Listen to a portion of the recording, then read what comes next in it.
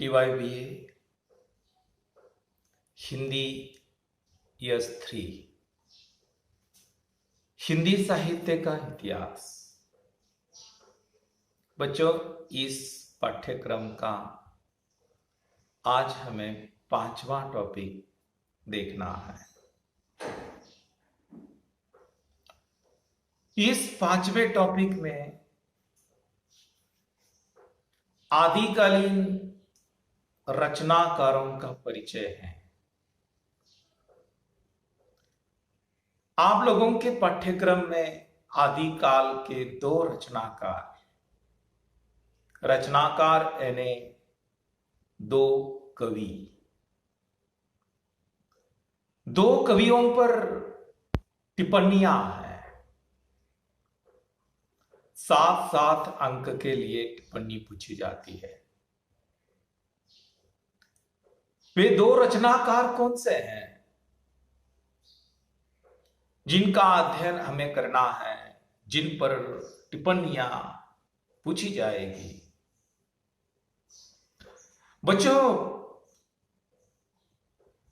पहला रचनाकार है कवि चंद्रबरदाई। आदिकाल के प्रसिद्ध कवि चंद्रबरदाई हिंदी साहित्य का एक ऐसा विलक्षण प्रतिभा संपन्न कवि है। प्रतिभा संपन्न यानी विद्वान ऐसा कवि आदिकाल का। परंतु एक बात है बच्चों, स्वयं कवि चंद्रबरदाई का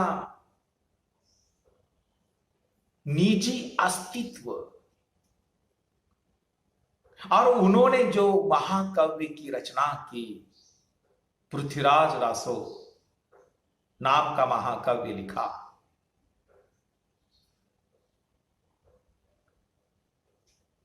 इन दोनों के बारे में, कवि चंद्रबरदाई के बारे में और उनके द्वारा रचित, उनके द्वारा लिखित पृथ्वीराज रासो महाकाव्य,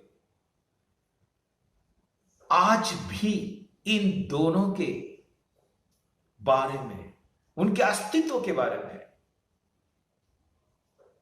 प्रश्न चिन्ह लगा हुआ है।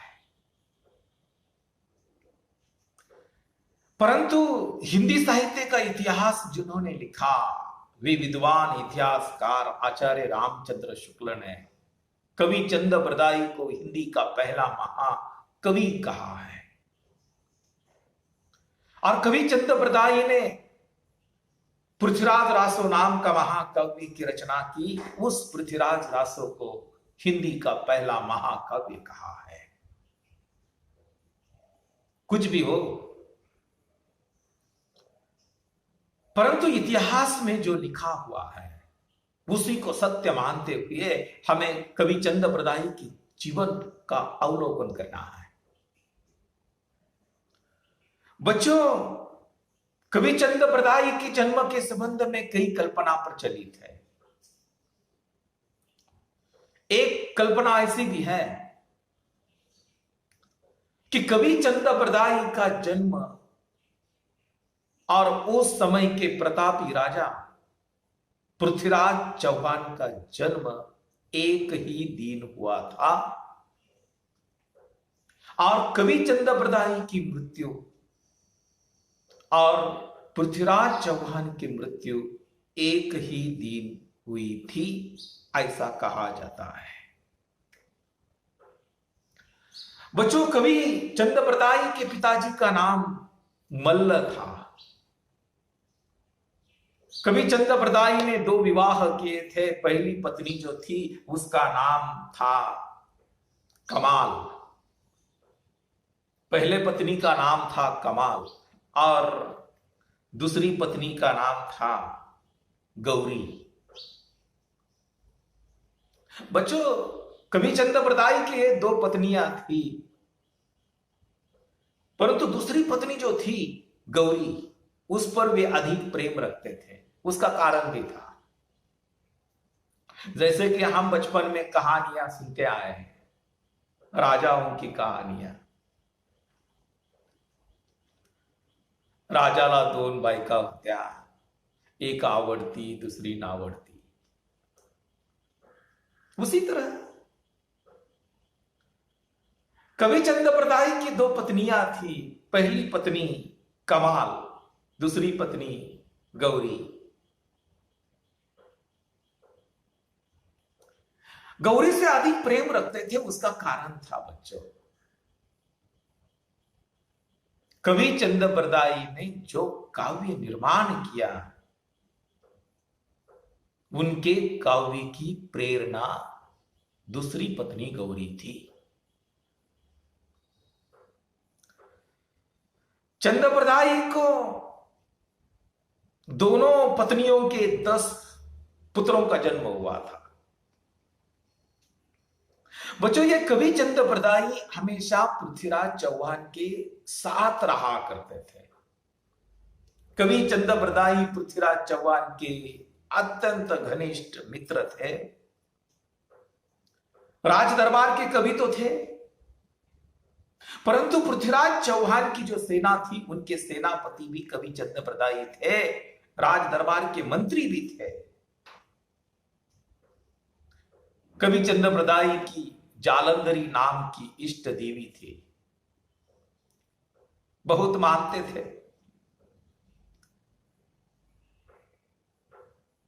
परंतु एक बात है कि कवि चंद्रप्रदाय हमेशा देखा जाए पृथ्वीराज चौहान के अत्यंत घनिष्ठ मित्र, उनके साथ रहा करते थे। यानी कवि चंद्रप्रदाय का जीवन और पृथ्वीराज चौहान का जीवन कोई भिन्न नहीं था। दोनों की शिक्षा दीक्षा भी एक साथ हुई थी। जहां भी पृथ्वीराज चौहान जहां भी चले जाते, किसी यात्रा में चले जाते, किसी सभा में चले जाते, कहीं युद्ध पर चले जाते, हमेशा कवि चंद्रप्रदाय उनके साथ चले जाते थे। बच्चों, आपके मन में एक सवाल वैसा ही रह गया। मुझे पता है आपको याद नहीं रहा होगा, लेकिन मुझे याद है कि कवि चंद्रप्रदाय का जन्म और उनके घनिष्ठ मित्र, उनके राजा पृथ्वीराज चौहान का जन्म और दोनों की मृत्यु एक ही दिन कैसी हुई। बच्चों, आप इतिहास जानते हो, जब शहाबुद्दीन गौरी पृथ्वीराज चौहान को बंदी बनाकर गजनी ले गया, गजनी यानी अफगानिस्तान गजनी ले गया, पृथ्वीराज चौहान को बंदी बनाकर शहाबुद्दीन गौरी गजनी ले गया। जब चंद्रप्रदाय को यह वार्ता मिली कि अपने मित्र, अपने राजा पृथ्वीराज चौहान को शहाबुद्दीन गौरी बंदी बनाकर गजनी ले गया, कवि चंद्रप्रदाय बेचैन हो गए। और वह समय ऐसा था कि कवि चंद्रप्रदाय अपने मित्र, अपने राजा, अपने आश्रयदाता, पराक्रमी वीर राजा पृथ्वीराज चौहान के जीवन पर पृथ्वीराज रासो नाम का महाकाव्य की रचना कर रहे थे। वह अपूर्ण रचना थी। कवि चंद्रप्रदाय ने वह अपनी अपूर्ण रचना, अपूर्ण महाकाव्य अपने विद्वान पुत्र जलहन को पूरा करने के लिए सौंप दिया, और बाद में उनके पुत्र जलहन ने इस महाकाव्य को पूरा किया है। 2 पत्नियां और 10 पुत्रों से विदा यानी निरोग विदा लेकर कवि चंद्रप्रदाय ने योगी वेश, सन्यासी का वेश धारण किया और अफगानिस्तान पहुंच गए। शहाबुद्दीन गौरी के दरबार में पहुंच गए, गजनी पहुंच गए। वहां उन्होंने देखा पृथ्वीराज चौहान उनके घनिष्ठ मित्र थे। कवि चंद्रप्रदाय ने अपने मित्र पृथ्वीराज चौहान को आत्मत्याग करने की सलाह दी, संकेत किया आंखों से आत्मत्याग कर दो, परंतु आत्मत्याग करने से पहले शहाबुद्दीन गौरी का वध करने की भी सलाह दी। अपने मित्र के संकेत से, आदेश से, सलाह से पृथ्वीराज चौहान ने शहाबुद्दीन गौरी का वध किया। उसके बाद स्वयं आत्महत्या कर ली। अपने मित्र, घनिष्ठ मित्र पृथ्वीराज ने आत्मत्याग कर दिया है। उसी के साथ साथ कवि चंद्रप्रदायी ने भी उसी शहाबुद्दीन गौरी के दरबार में स्वयं भी आत्मत्याग कर दिया। यह घटना कैसी हुई बच्चों?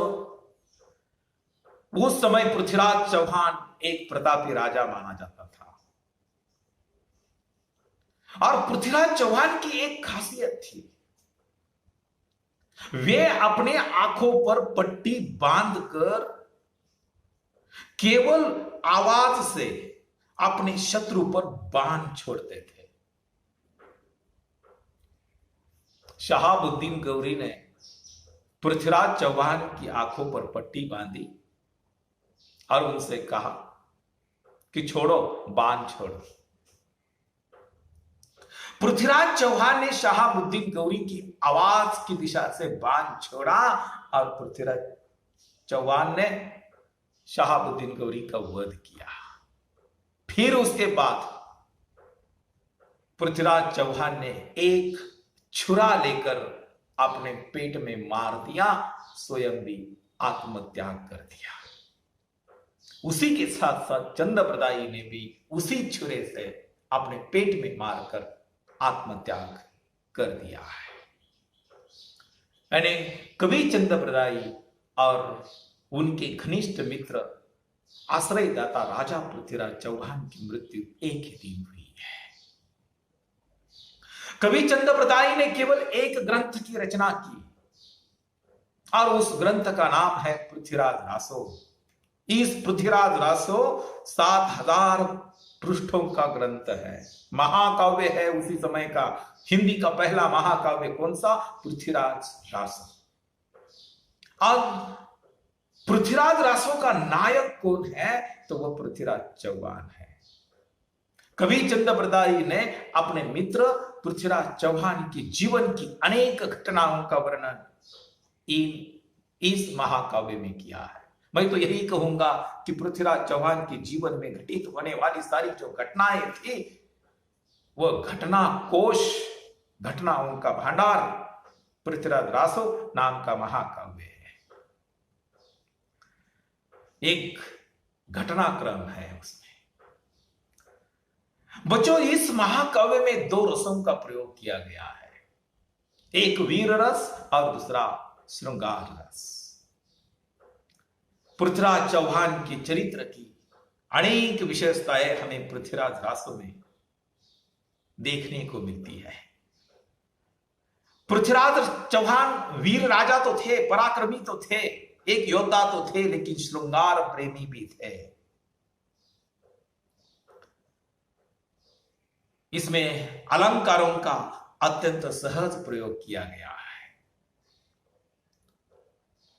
हर प्रकार के छंदों का प्रयोग किया गया। यानी महाकाव्य की दृष्टि से देखा जाए तो यह आदिकाल की एक उत्कृष्ट श्रेष्ठ रचना मानी जाती है। बच्चों, यही तक इस तरह से हमें कवि चंद्रप्रदायी ये जो कवि है, उसके जीवन के बारे में कुछ ऐसी ये घटनाएं हैं, उसी का वर्णन उनकी टिप्पणियों में हमें करना होगा, हमें लिखना होगा। और कुछ यो भी आप लोगों को मैं समझाना चाहता हूं, एक महत्वपूर्ण बात भी बताना चाहता हूं कि आदिकालीन साहित्य में ये 2 टिप्पणियां हैं, एक कवि चंद्रप्रदायी और दूसरी टिप्पणी है, दूसरा कवि है आदिकाल का अमीर खुसरो। इन 2 टिप्पणियों में से एक टिप्पणी लगभग 99% परीक्षा में पूछी जाती है। आज के इस वीडियो क्लिप में केवल चंद्रप्रदायी, अगली जो वीडियो क्लिप होगी उसमें अमीर खुसरो होगा।